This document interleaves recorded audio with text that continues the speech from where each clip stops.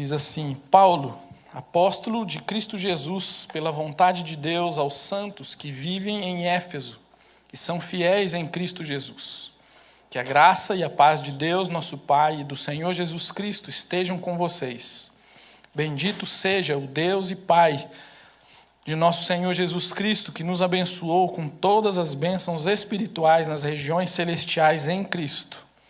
Antes da fundação do mundo, Deus nos escolheu nele para sermos santos e irrepreensíveis diante dele em amor. Nos predestinou para ele, para sermos adotados como seus filhos, por meio de Jesus Cristo, segundo o propósito da sua vontade, para louvor da glória de sua graça, que ele nos concedeu gratuitamente no amado. Nele temos a redenção pelo seu sangue, a remissão dos pecados, segundo a riqueza da sua graça, que Deus derramou abundantemente sobre nós em toda sabedoria e entendimento. Ele nos revelou o mistério da sua vontade, segundo o seu propósito que ele apresentou em Cristo, de fazer convergir nele, na dispensação da plenitude dos tempos, todas as coisas, tanto as do céu como as da terra. Em Cristo fomos também feitos herança, predestinados segundo o propósito daquele que faz todas as coisas conforme o conselho da sua vontade, a fim de sermos para louvor da sua glória, nós, os que de antemão esperamos em Cristo. Nele também vocês, depois que ouviram a palavra da verdade, o evangelho da salvação, tendo nele também crido, receberam o selo do Espírito Santo da promessa. O Espírito é o penhor da nossa herança, até o resgate da sua propriedade, em louvor de sua glória. Amém. Que o Senhor nos abençoe com a sua palavra. Então, irmãos, hoje eu não sei se é o volume ou se é o eco aqui no retorno, que está bem alto. Paulo está usando aqui uma linguagem que os nossos irmãos da cidade de Éfeso conheciam. Como eu expliquei na quarta e no domingo, Éfeso era uma cidade de muitas riquezas, uma cidade que era um centro da adoração da deusa Diana. Lá havia o maior templo da deusa Diana de todo o Império Romano, em Éfeso. O templo era uma das 7 maravilhas do mundo antigo, e dentro do templo haviam muitas obras de arte, das mais valorosas da época, naquele templo. Então era uma cidade como eu disse de manhã, com muito glamour, uma cidade onde a riqueza era abundante, onde os negócios eram feitos de maneira muito efervescentes, e ela era uma espécie de banco da época. O dinheiro circulava ali, era um guardião do dinheiro. As pessoas como que depositavam o dinheiro em coisas de Éfeso. Investiam, se fosse no nosso tempo, eles investiam em Éfeso. Por isso funcionava como um banco. Por isso Paulo está usando essa linguagem que a gente lê aí no texto. Ele fala em todo o livro, mas especialmente no capítulo 1, ele vai usar a palavra riqueza. Ele vai falar que fomos enriquecidos, ele fala de herança, ele fala de plenitude, ele fala de encher todas as coisas, sempre no sentido de dar essa plenitude, algo que tem valor.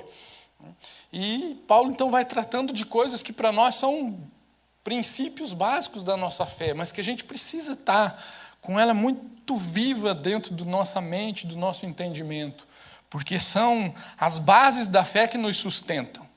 São essas bases que vão nos sustentar em todo o tempo da nossa jornada e da nossa fé. E então Paulo começa a falar, ele vai falar dessa fonte, dessas riquezas espirituais. Por isso ele diz, vocês foram abençoados com toda sorte de bênção espirituais, ou de bênçãos espirituais, ou nas regiões celestiais. Então, vocês foram abençoados. Por quê? A turma de Éfeso já estava sofrendo um certo boicote. Eles já estavam enfrentando, os irmãos, dificuldades financeiras porque já não conseguiam fazer negócios ao não comungar com as práticas daquilo que era uma espécie de cooperativas da época. Tem um outro nome que eu esqueci, mas era como se fossem cooperativas e se juntavam para fazer negócios ali em cada tipo de profissão e atividade, mas essas cooperativas faziam ritos e rituais.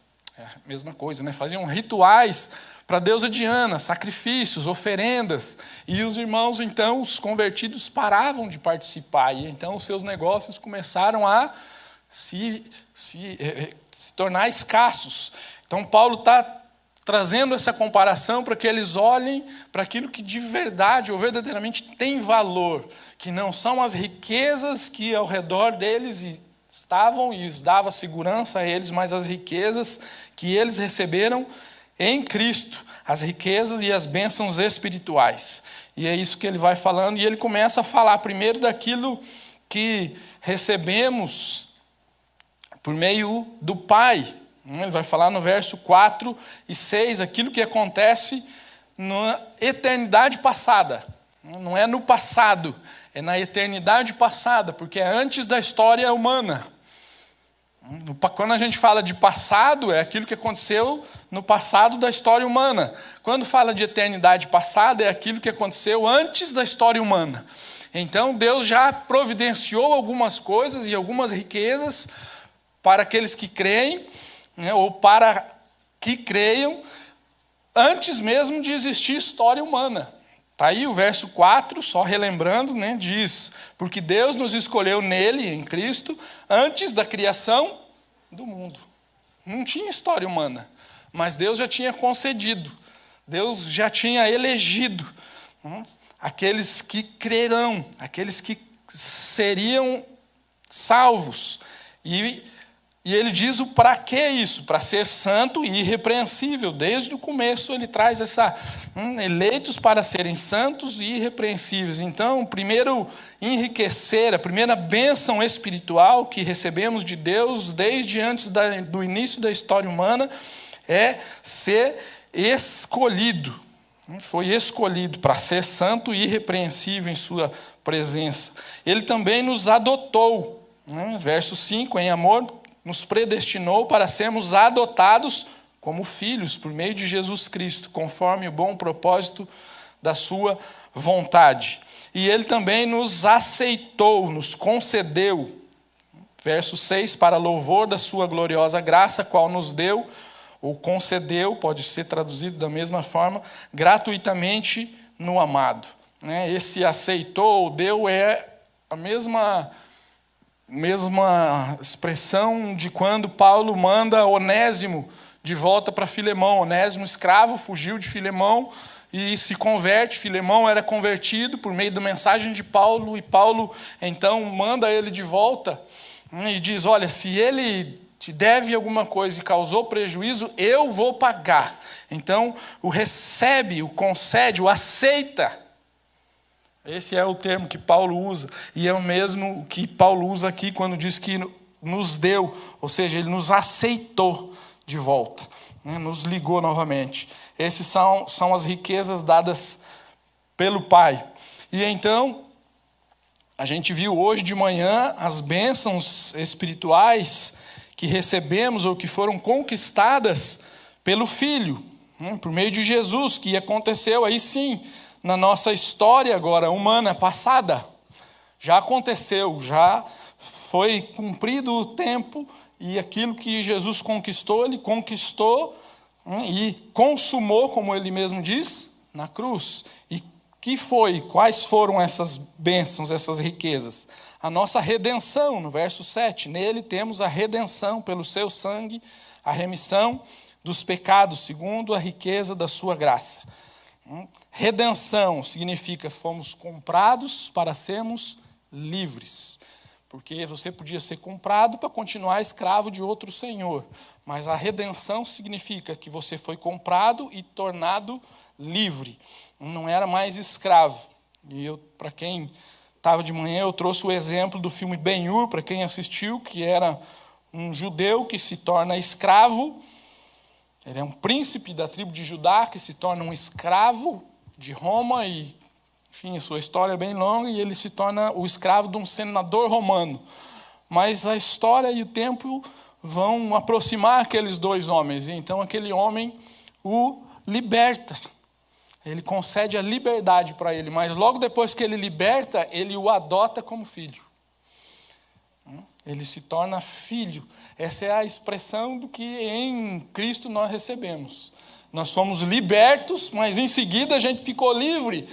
Ainda vem mais. Lembra que já isso o Pai já tinha concedido anteriormente.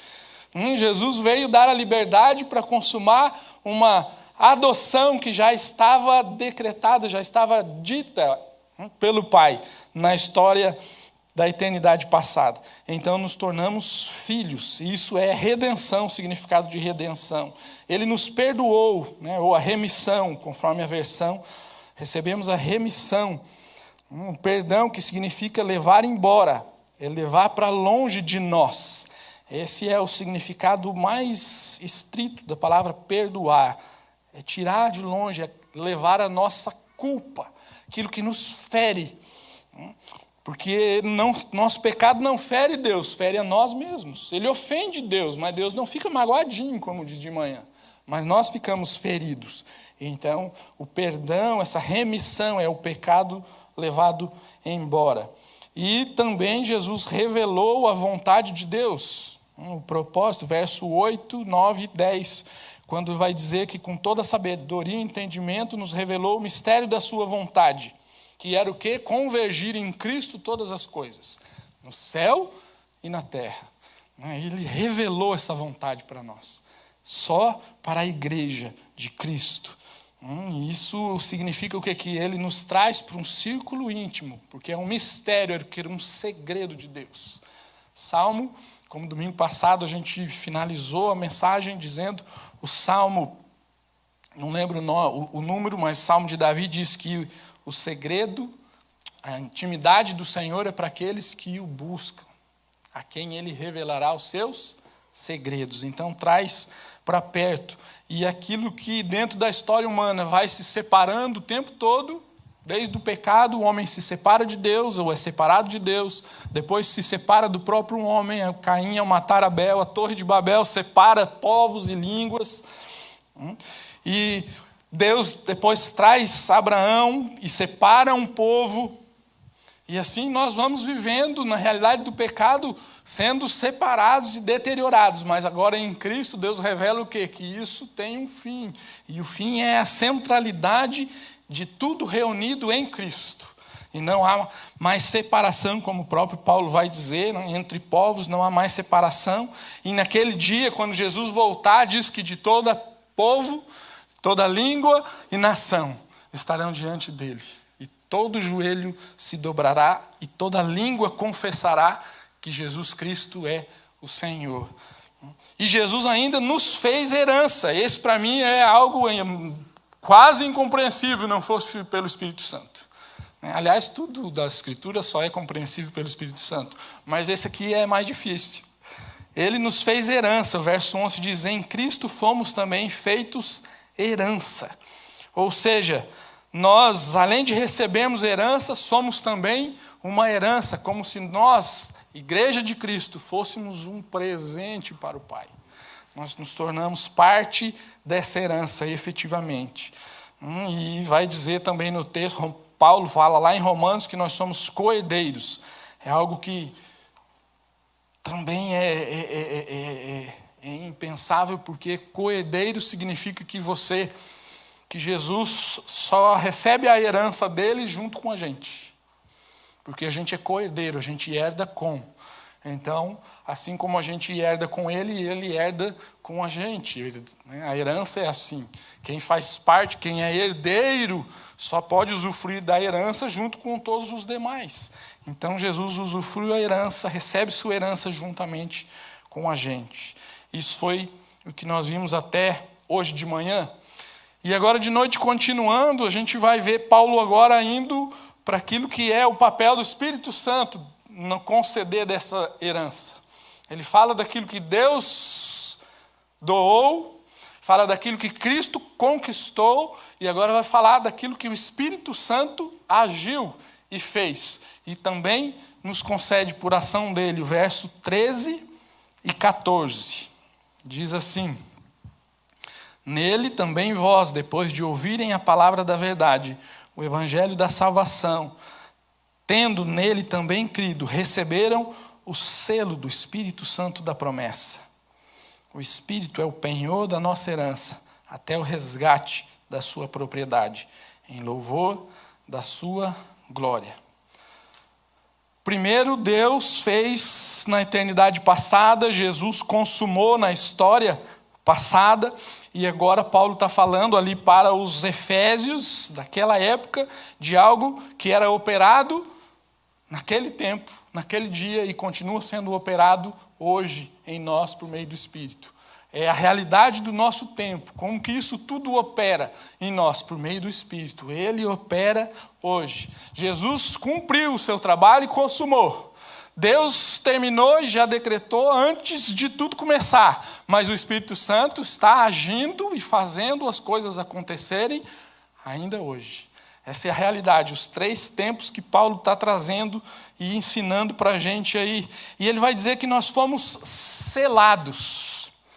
Selados. O que é esse selo? Não é esse processo do Espírito Santo que agora começa a transformar, tornar o pecador em santo, algo que acontece num momento, mas tem uma continuidade. Paulo vai dizer, primeiro o pecador ouve o Evangelho para a salvação, as boas novas de Cristo, a sua morte na cruz, recebe o perdão de pecados, entende que Jesus foi sepultado e ressuscitou, e então quando eles creem, Paulo vai dizer, recebem o selo do Espírito Santo. Sempre quando eu ensino, dando discipulado, eu falo desse selo, a palavra, a tradução exata, a etimologia dela é da marca do boi, aquela marca de ferro de boi. Quando se ia marcar o boi, hoje usam umas argolas aí, né, uns brincos na orelha com chip e tudo mais. Mas até pouco tempo atrás ainda aí, acredito que ainda hoje em sítios, em lugares mais simples, é no ferro quente mesmo. Selou, tem uma propriedade, tem um dono. Quem é o dono? Está ali, tem as iniciais. Foi selado. Traz essa propriedade, essa marca de propriedade de quem é. Mas o contexto da palavra selo, e também era usado, e aí trazendo para o contexto de Éfeso, que Paulo está dizendo, é que esse selo é a segurança, a proteção, como foi colocado o selo no túmulo de Cristo pelo Império Romano. Era um selo para dizer assim, aqui há quem cuida, quem guarda isso aqui é o Império Romano, não chegue perto, não mexa, não se meta a besta com esse negócio aí. Então, o selo também dá essa ideia de segurança, proteção, uma garantia que nós temos. O selo também indicava uma marca de autenticidade. Se você lembra, os nobres, os reis, quando enviavam cartas e fechavam então aqueles envelopes, queimavam ali a cera e com o seu anel selavam com o brasão do anel, indicando a autenticidade daquele documento. Olha, sou eu realmente que estou mandando. Tem uma marca de autenticidade. Então, a marca que indica um cristão, um autêntico, um verdadeiro filho de Deus, qual é? O Espírito Santo. A presença do Espírito Santo. E Paulo vai dizer isso lá em Romanos 8:9. Quem não tem o Espírito, esse tal não é dele. Pode dizer que é, pode falar o que é, pode fazer o que for, mas não é de Deus. Se não tem o Espírito, não é de Deus, não é autêntico, é algo disfarçado, falsificado, tem cara, tem jeito, mas não é. É como se pegássemos uma nota de dinheiro e tem as marcas lá para se conferir. E então você vai conferir e dizer, ó, isso aqui é autêntico, isso aqui não é. Como é que se confere isso na vida de um discípulo de Jesus? Pela marca, pelo selo do Espírito Santo. E como é que eu sei disso, pastor? Sabendo. É o Espírito que testifica no nosso espírito que somos filhos de Deus. Ai, mas eu não consigo. Bom, a palavra diz que é assim. O que eu posso fazer? Te convencer? Não posso. É só Ele quem pode. É Ele que testifica lá dentro que você é autêntico ou não é autêntico. Você pode até ser esforçado, mas não ser autêntico. É só o Espírito que faz isso. E certamente Ele está fazendo nessa noite, trazendo no coração da gente, falando e trazendo a expressão do que é verdadeiro e do que não é. Porque aquele que é autêntico, ele vai conduzir ao propósito que Deus já disse, e nós lemos lá no começo, que era o quê? ser santo e irrepreensível. E depois a gente ainda vai ver algo mais que o Senhor fala a respeito desse propósito. Mas o texto ainda vai nos dizer que ele nos deu um penhor. Verso 14. O Espírito é o penhor da nossa herança, até o resgate da sua propriedade, em louvor da sua glória. Você consegue perceber como Paulo está usando uma linguagem financeira? Penhor da herança até o resgate da propriedade. Qual é a figura que ele está usando? É a entrada, é o sinal do negócio. Não é assim? Você já comprou um imóvel? Financiou? Como é que a gente faz? Vai lá e dá um sinal. A gente precisa pagar, dar algo, é a primeira prestação. E então aquilo indica que você está ali junto, você empenhou algo. Ou o penhor, a casa de penhores, quando você punha lá uma joia, até ir resgatá-la de novo. É a mesma, serve as duas coisas. Mas essa é a figura, é mais ou menos como você lembra a história de Judá e Tamar. Quando Judá, sem saber, Tamar, que era a viúva do seu filho, ela então se disfarça lá, está já vivendo em outra cidade, porque ele mandou ela voltar para a casa dos pais, até que o seu filho mais novo crescesse e os dois se casassem conforme era o costume da época. Se casava o filho mais novo com a esposa do filho que faleceu. Esse era o costume e depois isso é trazido como lei para Israel. Mas, então ele está lá e ela se fantasia de sacerdotisa e ele tem relações sexuais com ela, como uma prostituta. Ela é uma sacerdotisa, prostituta cultual. E então ela diz, antes, combinou antes, não é bem? O que você vai me pagar? Não, te dou aí, eu não lembro agora quanto, acho que era um bezerro, um carneiro, uma ovelha, não? Acho que era isso. Mas ele não estava com a ovelha lá. Ela está, e agora você tem que me deixar um penhor. E o que ele deixa? O seu cajado e a sua... Bordão é o cajado. O selo. Ele deixa como se fosse um selo que indicava a família. Ele deixa aquilo que depois, quando ele tenta dar uma de João sem braço, ela mostra, foi com o dono destas coisas que eu dormi e engravidei. Então essa é a expressão desse penhor. É uma garantia, é uma primeira prestação, é aquilo que nos garante que nós somos parte e somos propriedade do Senhor até o resgate final.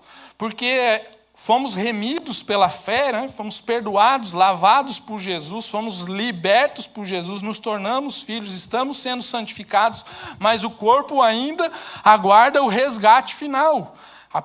Quando, no último dia, o Senhor vir nos buscar e então nos livrar da última escravidão que ainda temos, e essa a gente permanece escravo do corpo. Você não está preso aí nesse corpo, você consegue abandonar esse corpo e permanecer vivo? E conseguir outro corpo, só em filme isso. Mas não existe, nós permanecemos escravos do corpo, e a redenção do corpo é no dia final. E também essa palavra pode ser o sinal de uma aliança de noivado. O penhor é a mesma palavra para quando se dava, não era exatamente uma aliança usado na época, mas um dote, algo que era o compromisso do noivado, do casamento. Então, se nós trouxermos a memória de que somos parte da noiva, somos igreja de Cristo, e qual é o compromisso que o Senhor deixou conosco, foi o seu Santo Espírito. Você já imaginou isso? A gente vai ouvindo essas coisas e tratando às vezes com tanta superficialidade, mas Deus precisava nos dar algum penhor que Ele vai cumprir a sua palavra?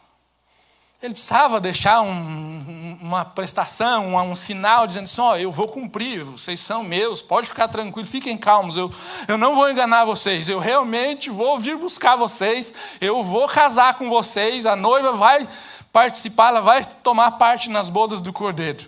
O Cordeiro não vai deixar a noiva na mão. Ele precisava? Não precisava, mas ele deu um compromisso para nós, gente. Quem somos nós?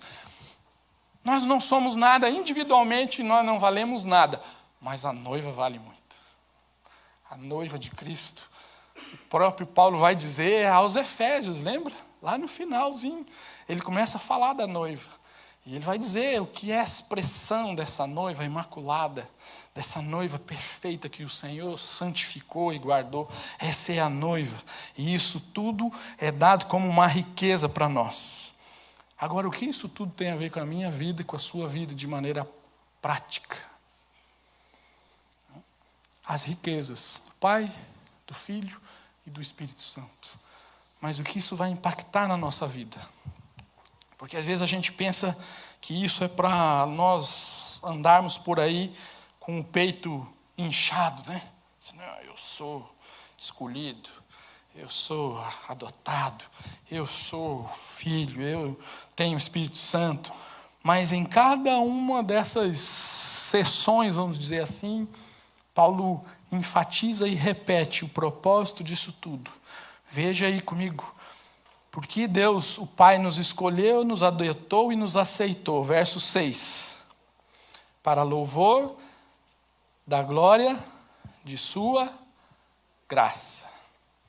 Para louvor da glória de sua graça.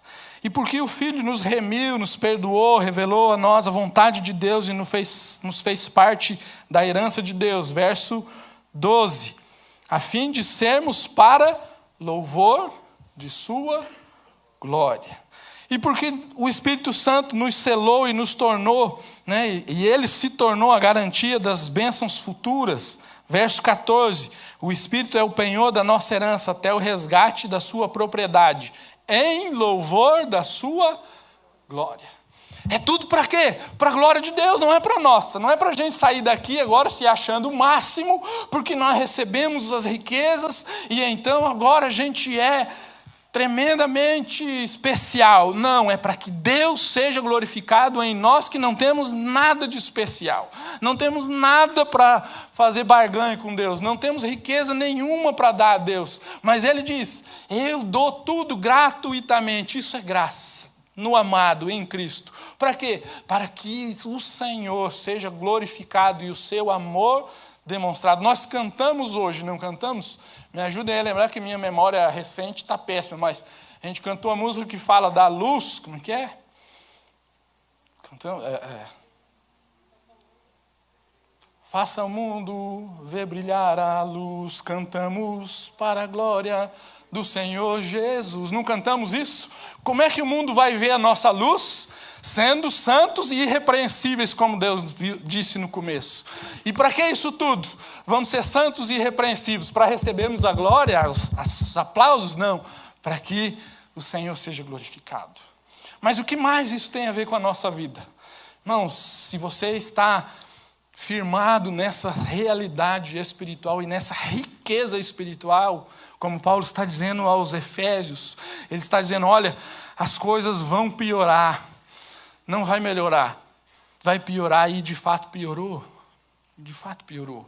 e eu digo a mesma coisa, porque está nas Escrituras. Às vezes a gente acha as coisas ao nosso redor vão melhorar, não vão, elas vão piorar, a igreja vai ser perseguida. Está nas Escrituras. Quem vai permanecer? Um remanescente fiel. A própria igreja, entre aspas, vai se corromper, vai se dobrar aos negócios desse mundo e aos valores desse mundo. E o que Paulo está trazendo como um alerta para nós: se agarre e observe aquilo que tem valor, porque se os teus olhos buscarem valor ao que está ao redor, isso vai corromper vocês, vai destruir vocês e vai te tirar do caminho da graça. E muitas vezes o que tem trazido aí no seu coração e para onde os teus olhos têm olhado e colocado valor, e depositado valor naquilo que são as riquezas espirituais ou nas riquezas desse mundo, desse tempo moderno. E quando falo riquezas, não falo só de dinheiro, porque às vezes a nossa maior riqueza é o nosso sentimento de dignidade. Porque quando a gente se sente ofendido na nossa dignidade, o que acontece? A gente se abate, a gente fica mal, a gente fica, querendo morrer, a gente fica ferido, ofendido. Por quê? Porque a nossa dignidade foi afetada, porque os nossos olhos não estão em Cristo. Ele precisa ser suficiente, e as riquezas celestiais precisam ser suficientes, como conversava com o Marcão hoje de manhã, e ele falou isso para mim.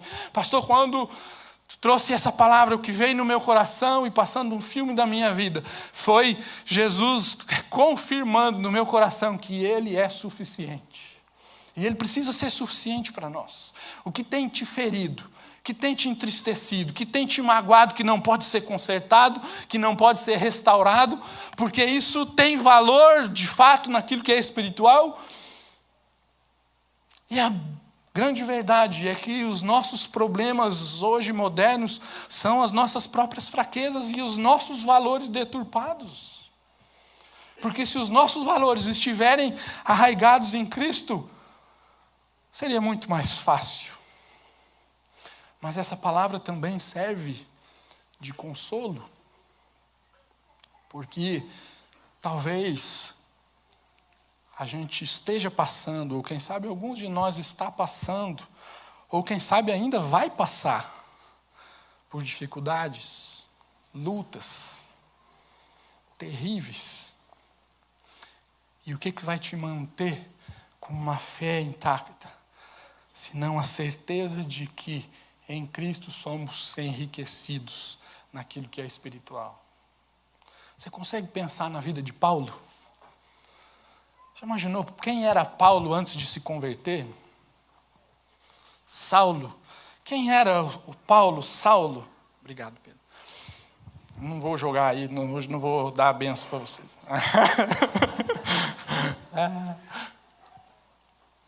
Quem era Saulo? Da boca dele mesmo nós ouvimos, ele disse que, olha, ainda muito jovem, ele já tinha alcançado reconhecimento entre os seus. Ele era um cara que todo mundo olhava. Paulo tinha posses, porque ele foi ensinado aos pés de Gamaliel, porque Gamaliel é um grande mestre, só quem tinha dinheiro na época podia pagar um rabino, especialmente Gamaliel, que era uma das mentes da época, um dos rabinos mais respeitados, para ser educado aos pés de Gamaliel. Então Paulo tinha posse, tinha grana, tinha dinheiro no bolso, respeitado, tinha uma família de respeito, né? Ele diz, olha, eu sou da tribo de Benjamim, e aquilo antes de Paulo cruzar com Jesus lá no caminho de Damasco, era algo que no coração de Paulo tinha muito valor. E quanto à lei de Deus, eu era fariseu, ele diz, eu era irrepreensível, não tinha que alguém pudesse falar a meu respeito. Mas considerei isso tudo esterco, diante do sublime conhecimento do Senhor Jesus. Mas aí Paulo cruza com Jesus, lá em Damasco, no livro de Atos. Hoje de manhã, lá na EBD, a gente estudamos esse capítulo 9 de Atos, a conversão de Paulo. E então, Paulo cai do cavalo, literalmente, fica cego, fica 3 dias, que interessante, né? 3 dias cego, 3 dias no escuro. Jesus ficou quantos dias no túmulo? 3 dias. Paulo fica 3 dias cego, sem comer e sem beber nada, orando. Então vem Ananias, impõe as mãos, e eu acho tremendo, porque Deus fala com Ananias, e Ananias primeiro ouve, Senhor, tu sabe bem quem é, né? Acho que está confundindo aí os nomes, deve ser outro, porque esse aí é aquele que vem aqui matar nós tudo. É o Paulo.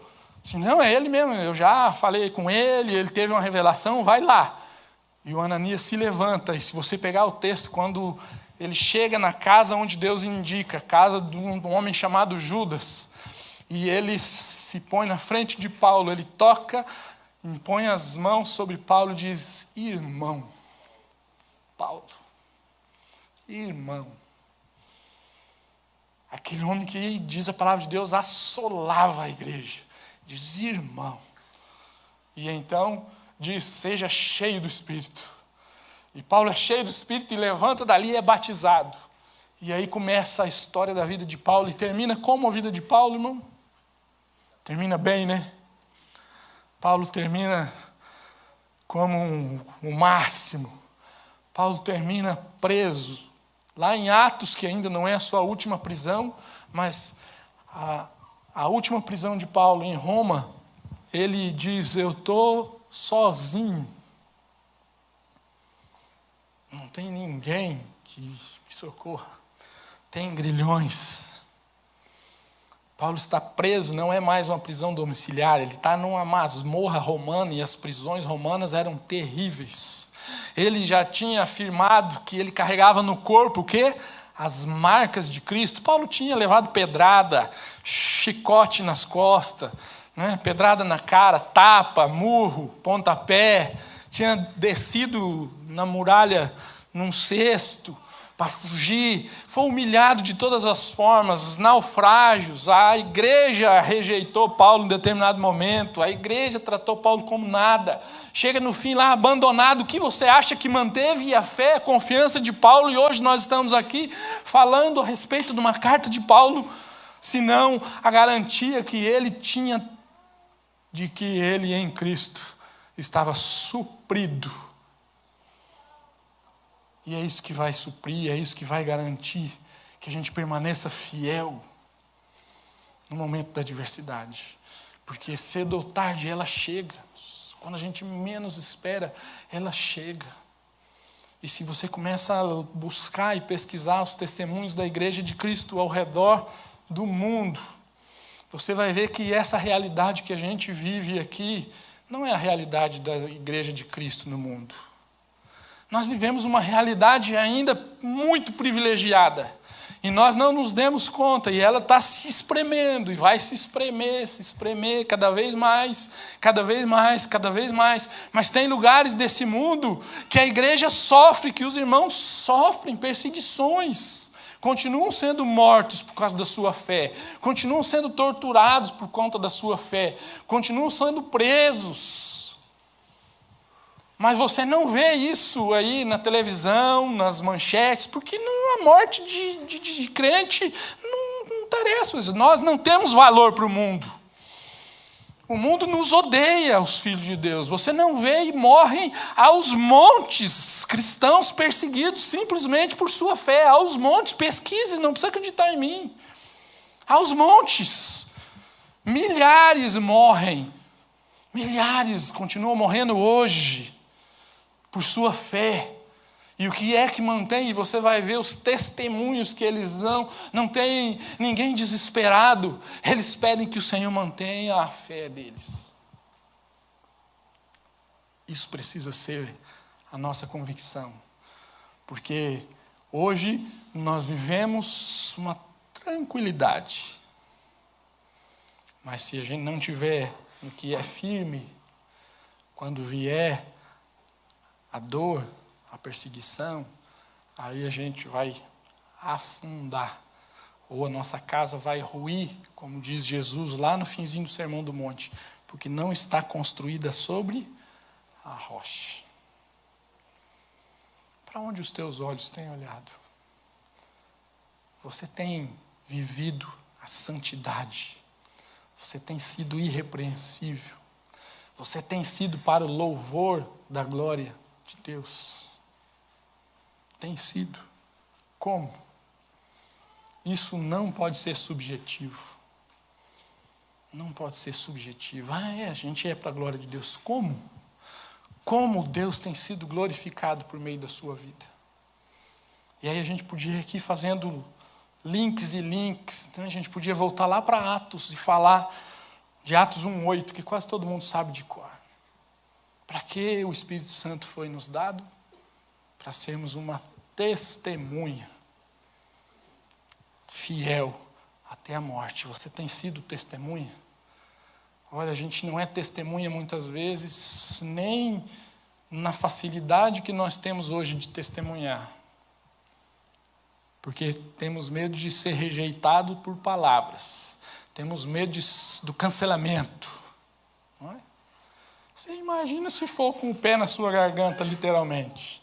Se você vai testemunhar e permanecer fiel até a morte. Será que vamos? Se essas verdades estiverem dentro do nosso coração, vamos. se elas forem só uma doutrina, e a doutrina é importante, mas se ela for só uma doutrina intelectualmente, isso, quando a faca for colocada no seu pescoço, tu não vai lembrar de doutrina nenhuma. Se você não tem convívio com o Espírito Santo, não vai ser com a faca no pescoço que você vai lembrar dele. Porque você precisa estar convivendo com ele dia a dia. Como tem sido a minha vida, como tem sido a sua vida. Que essa palavra sirva de alerta, de conforto, como uma esperança, mas também sirva como uma exortação, para que, como igreja de Cristo, a gente dê valor ao que de fato não se pode comprar. Não se pode comprar. Nada disso se pode comprar. Com absolutamente nada. Nem material, nem imaterial. Porque isso tudo já foi pago. Já está quitado. E foi dado gratuitamente em Cristo Jesus. É nosso, para a glória de Deus.